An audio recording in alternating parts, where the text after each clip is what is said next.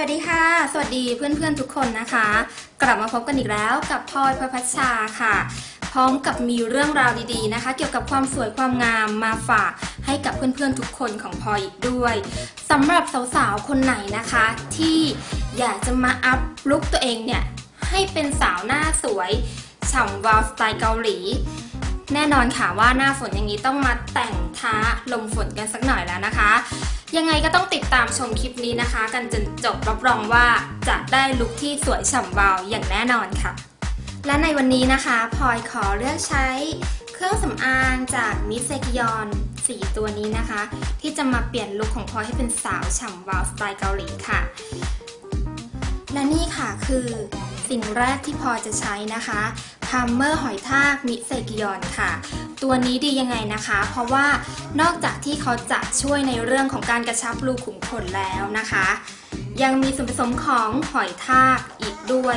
ที่เป็นในส่วนของบำรุงนะคะถึง 1,500 มิลลิกรัมเลยทีเดียวนะคะ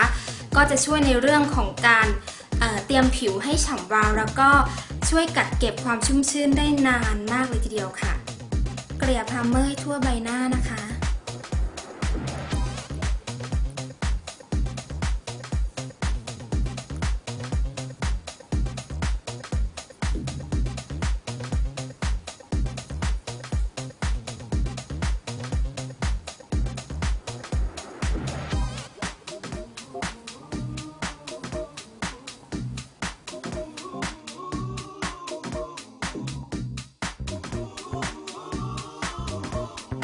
และตัวนี้นะคะคือเบสเขียวmisaekyeonnค่ะ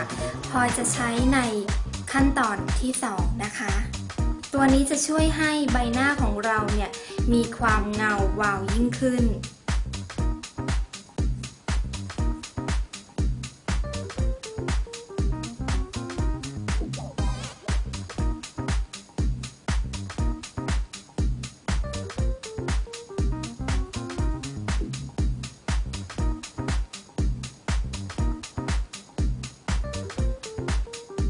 และตัวต่อไปนะคะที่พลอยจะใช้ก็คือแป้งพับmisaekyeonnค่ะ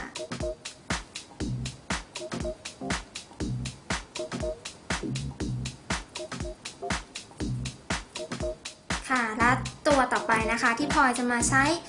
ทำก็คือตัวบัชนั่นเองแต่ว่าบัชของmisaekyeonnได้ยังไงคือว่าเนื้อเขาจะเนียนละเอียดและที่สำคัญนะคะในเฉดสีนี้ไม่ได้เพียงแต่เป็นแค่บัชเท่านั้นยังสามารถเป็นอายแชโดว์ได้อีกต่างหากและพลอยจะเลือกใช้ตลับนี้นะคะเฉดสีนี้มาสร้างมิติของหน้าแล้วก็สร้างกรอบรูปหน้าส่วนสีนี้จะใช้มาในการแต่งตาแล้วก็ปัดแก้มเบาๆนะคะพลอยเลือกใช้สีนี้นะคะสีสว่างในการสร้างมิติของหน้า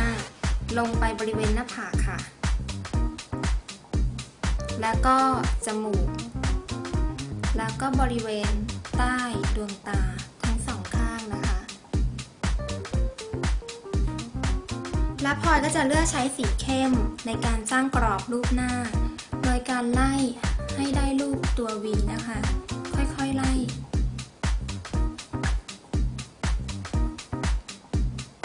กรอบรูปหน้าทั้งหมดนะคะ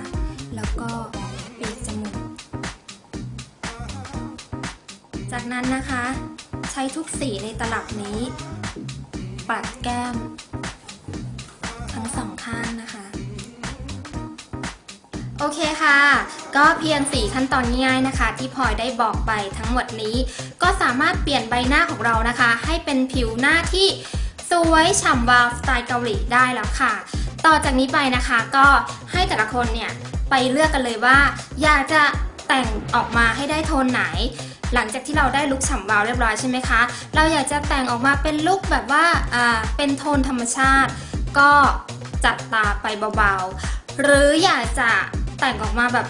แน่นๆนิดนึงวันนี้ฉันเดี๋ยวต้องมีงานคืนต่ออะไรอย่างนี้ก็จัดเต็มไปเลยจ้ะตาแต่ยังไงหน้าก็เด้งเหมือนเดิมหรืออยากจะได้โทนแบบว่าสาวหวานเลยนะอะไรอย่างเงี้ยแบบหวานมาเลยสายหวานมาเลยนะก็จัดตาออกแบบว่าดอลลี่นิดนึงอะไรอย่างนี้จะได้ดูแบบหวานๆตุ๊กตานะคะส่วนพลอยเองจะมาเป็นลุคอะไรเดี๋ยวเรามาดูตอนสุดท้ายกันเลยค่ะก็แต่งตามาเสร็จเรียบร้อยแล้วนะคะพลอยเลือกแต่งตาโทนนี้แล้วก็สุด ท้ายเลยเหลือทาปากพลอยก็จะใช้เป็นลิปสติกของมิเซกิยอนเพราะว่าสีเขาแบบ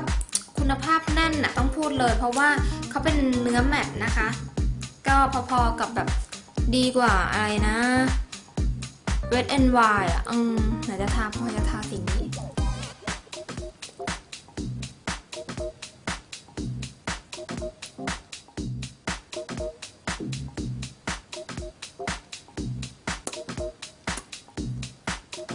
ก็ลองเลือกใช้ดูนะคะพลอยว่าสีมันแน่นจริงอะไรจริงแล้วก็ที่สำคัญนะคะลิปของมิเซกิยอนนี่ไม่ต้องกลัวปากดำแล้วก็